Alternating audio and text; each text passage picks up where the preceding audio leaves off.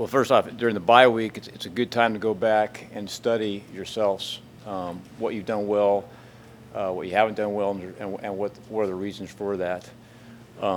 Study personnel, but that was a big part of it. In addition to getting a little jump start on Purdue. So, the biggest thing that we got out of that is like, the things that we're not doing well. How are we going to fix those? How are we going to practice those? And then how do we capitalize on the things we're going to do well, or have already done well, and it kind of helps your mindset going into when you put together the game plan for the next opponent.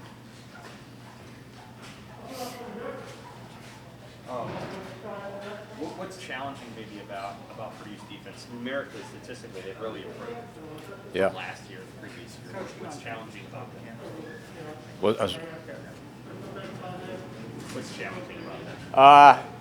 Yeah, they're much improved. I think they're number 3 in the league in total defense, in a good defensive league. I think they're a top 10 team. They've created a lot of turnovers. I know against Iowa, I think they were at +4, +5. That's a big deal. They have the special player with Karlaftis. I mean, they're good across the board. Karlaftis is a difference maker. He's every bit as good as the guy I think from Michigan. He's a difference maker.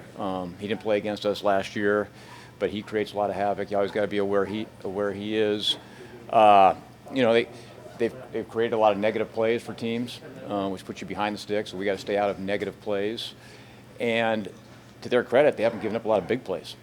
I know Wisconsin, especially throwing the ball, they've done a good job in the back end of protecting themselves, and so they play really sound. So we got work cut out for us. When you had a chance to go back and look at strengths and weaknesses, was there anything that surprised you, or was there a strength that was stronger than you thought, or a weakness that was maybe a little bit more glaring than what you think about it as you go along? Yeah, I mean it's one of those things. You kind of know that because after each game, you really get in and dissect and analyze what was wrong. The wrong stuff already kind of jumps out at you. We got to be more consistent in the red zone. We got to protect better. We got to run the ball more consistently on first down. That stuff you kind of already know. You get the specifics is like certain plays, like hey, we have bad leverage on this play. We're not getting our right angles. The receivers could be a yard deeper on this play. And just the actual details of the play is what shows up. The big picture stuff, which I know you guys see, stuff that we got to get better. We pretty much already know that. It's kind of the details, but the details are what makes those plays work. And so that's the finer point is, hey, how can we get better on our details at each position to make those plays work better?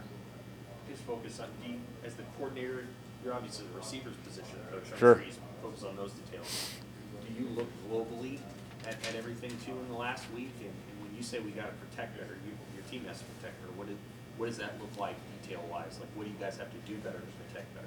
Yeah, I'll start with the protect better question because that's not just the O-line. That's developing pass concepts where the quarterback knows where he's going, where the ball can come out sooner. That's the running back knowing who he's supposed to block when they bring a blitz.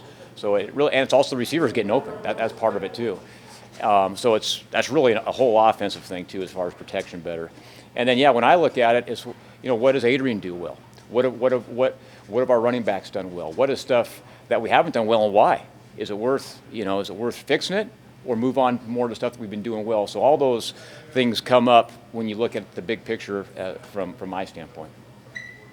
Frost said, I think it was last week or the bye week, Frost talked about sort of letting it rip and being more aggressive right from the start. And I think we talked about sort of the script and you want to run your best stuff first. So how do you walk that line between accomplishing what you want to in terms of feeling out a defense, and then also maybe trying to be a little bit more aggressive? Yeah, you try to incorporate both. And when you go into a game with in a game plan of stuff that you think number one, that you do well, number two, that works maybe against a defense, the looks that you're getting, and then you want to call your best stuff first. But then situations can kind of jump around too if you get into a long yardage situation. Sometimes, and they're playing pass. It's not easy to be aggressive when it's 3rd and 20. So little things like that. So you got to be able to adjust. But the biggest thing is when you're developing a game plan, you can make an aggressive game plan. And so that's part of it. And then just kind of adjusting as the game goes on.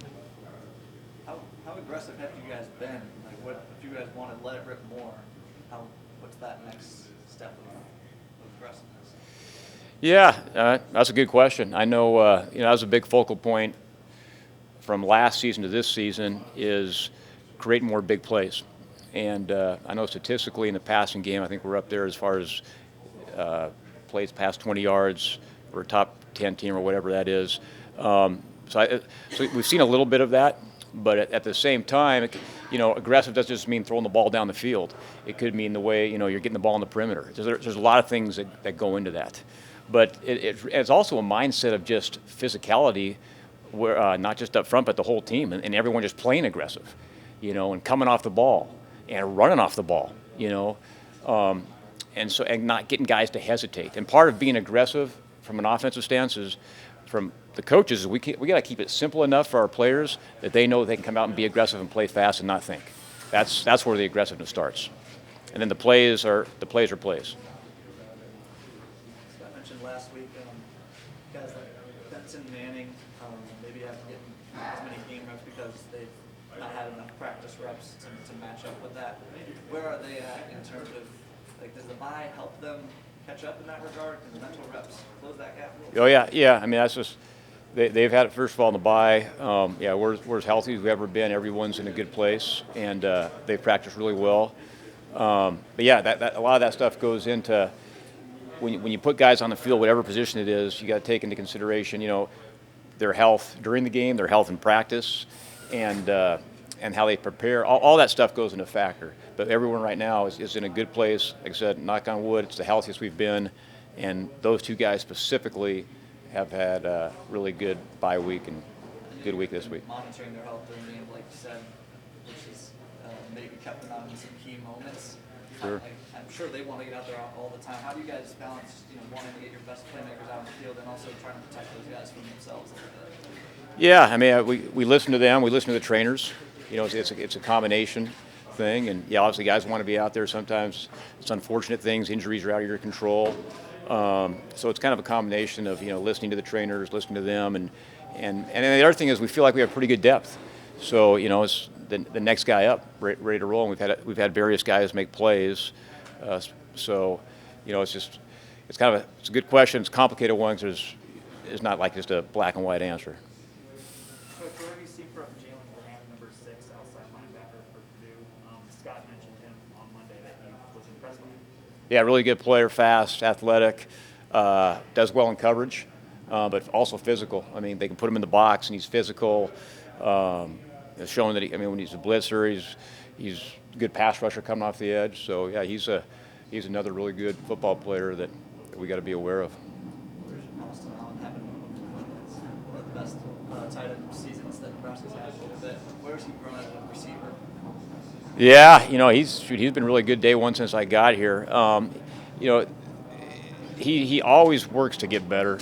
He kind of drives the emotion at practice. He's a leader along with Adrian, and so that's the biggest thing is just he's always trying to work on his craft. He's always he's not satisfied with his past performance, so he comes out each practice trying to get better, and so that's made him.